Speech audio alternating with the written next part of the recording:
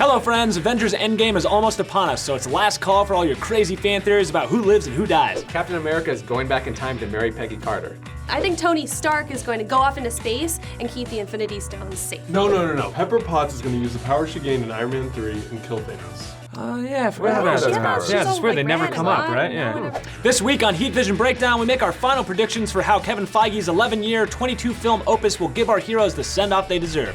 Also, we're placing bets.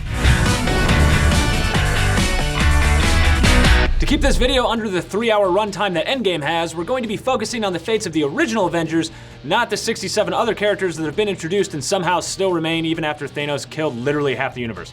So many actors. Let's begin at the most logical starting point and the hero with which Feige started this whole thing in the first place, Iron Man. Tony Stark's journey is that of the MCU. He went from an amoral weapons dealer to a man who fights bad guys and business associates, in a metal suit to a guy who fights flying slug aliens, evil robots, his friend Steve, another alien who literally becomes God, and of course his greatest foe, some struggling British actor named Trevor. We've watched the MCU grow through Tony's eyes. He's the guy that's been there since the beginning.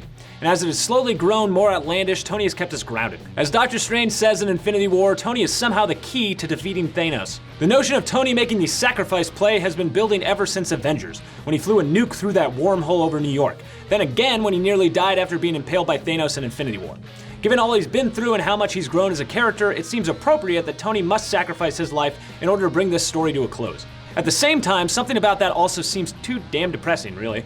Why would you want to kill your most bankable star, when you could just send him off into space, leaving the door open for him to become an elder statesman a la Nick Fury? Someone who can pop up for a week of shooting every now and then and to bolster your movie's bottom line. That's just good business. Final prediction? Tony survives and the Infinity Stones are divided up amongst several people. Along with Pepper, he goes off into space to protect his stone and use it for good. Thor. While Iron Man and Captain America have been great since day one, Thor took a bit of time to find his groove, like Stella. It wasn't until his third standalone film, Ragnarok, that Chris Hemsworth was really allowed to shine, and as such, it feels like he still has so much more to do.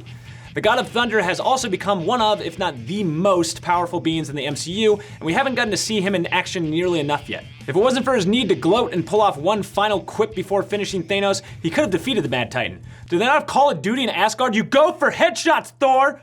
As the MCU moves on to future threats on a galactic scale, it seems unlikely they'll shelve one of their strongest heroes just as he's basically gone Super Saiyan. Final prediction? Thor helps find his Asgardian brothers and sisters a new home planet to settle, and continues to get into wacky adventures, perhaps with Taika Waititi coming back to direct a Thor 4 at some point. Hawkeye. Dead. Next. Come on. All right, fine. Jeez, Hawkeye fans. Clint Barton is the Avenger that's just always sort of been there. Even he knows how stupid he is as a character. Will anyone even notice me? But hipsters will still say he's one of their favorite heroes. Basically, he's the Avengers version of saying your favorite Beatle is Ringo. We all know you're lying to seem interesting, but whatever, Lady Madonna's a good song. Despite all the jokes, there is a commendable and even endearing everyman quality to Hawkeye. He's a loyal warrior and friend, strong family man, one hell of a shot with a bow and arrow, and he deserves a happy ending. Clint Barton is getting his own Disney Plus miniseries, which is said to introduce fan favorite protege Kate Bishop. So clearly he'll be passing the torch to spend more time with his family, like a disgraced politician.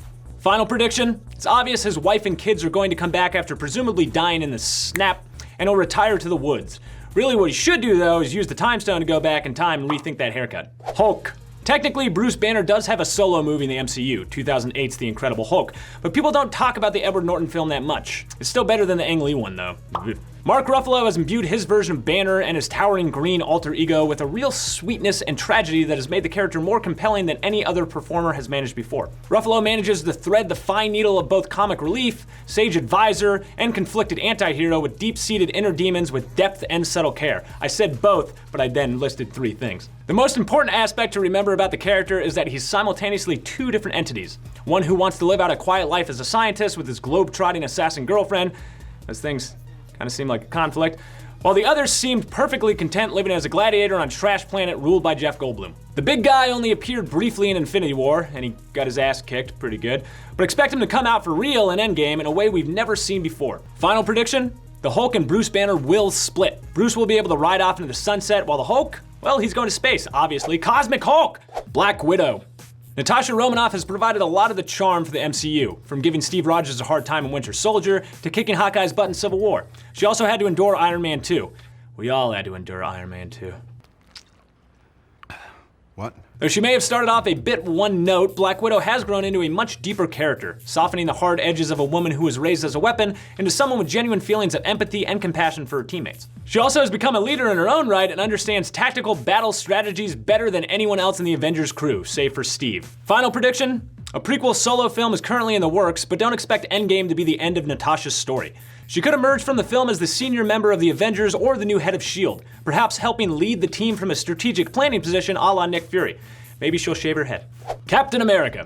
Steve Rogers has become the unexpected heart of the MCU. From a scrawny kid from Brooklyn who could do this all day to a beefcake whose only misstep might be dating his ex's grandniece. Yee. Captain America is the guy who always does what he thinks is right, even when it's hard. Perhaps more than any of the original Avengers, Cap's death would be the most expected, but it'll also break a lot of hearts. Cap is a man out of time. Literally, he's technically like 102 years old. And he would have no issue dying for the greater good, so why not let him? Could he somehow end up living his days back in his original timeline, perhaps with help from the Time Stone? Sadly, no, as that would open up an entire can of time paradox worms that really no screenwriter would want to deal with. Unless you're Rian Johnson.